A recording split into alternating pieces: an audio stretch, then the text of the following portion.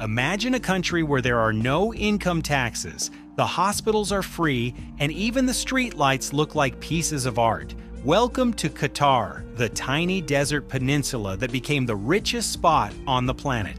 But don't let the golden Ferraris and diamond-crusted skyscrapers fool you. Behind the luxurious and the billionaire lifestyle, Qatar is playing a dangerous game of global chess. They talk to everyone from the US president to the most feared militant groups in the world. How did a nation smaller than Connecticut become the world's most powerful middleman? Stick around because we're going inside the private palaces of Doha to see the life you aren't supposed to see. In Qatar, luxury isn't just a word, it's the air they breathe. We're talking about the Pearl, a man-made island where the rich live like modern-day kings. Imagine shopping at a mall that looks like Venice, complete with indoor canals and gondolas. Qatari citizens get free land, free electricity, and high-paying jobs just for being born here. It's a life of total luxurious weddings that cost millions, private Falcon hospitals where birds get better care than most humans, and air-conditioned outdoor parks so you never have to feel the heat. But where does all this money come from? It's not just oil. Qatar sits on the world's third-largest natural gas reserve. They aren't just rich, they are future-proof rich. Let's look at the map.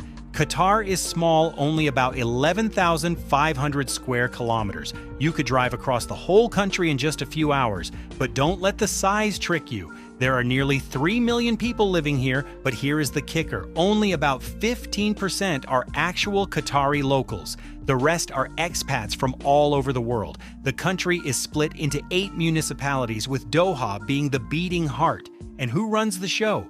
The Al Thani royal family, the Emir of Qatar, has the final say on everything. There are no political parties and no messy elections. It's a strict but stable system that has turned a desert into a diamond in record time. Now here is where it gets spicy. How does Qatar stay safe while being surrounded by giants?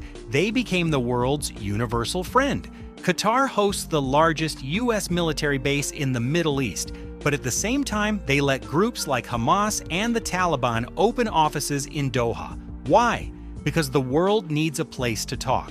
When the US wants to swap prisoners with Iran or negotiate a ceasefire in Gaza, they call Qatar. It's a high-wire act. They've been accused of funding radical groups by their neighbors, but they argue that they are just the peacemakers the world can't live without. In 2026, they are the only ones who can get enemies to sit at the same table. It's not just politics, it's survival.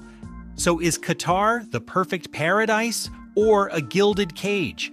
By 2030, they want to be the world's leader in education and green tech. They already have Education City, where the best universities from the US and Europe have built massive campuses. But as the world moves away from gas and tension rises in the Gulf, can Qatar keep its balance? One thing is for sure, you can't ignore them. They bought the world's best soccer teams, they built the world's best airline, and they are just getting started.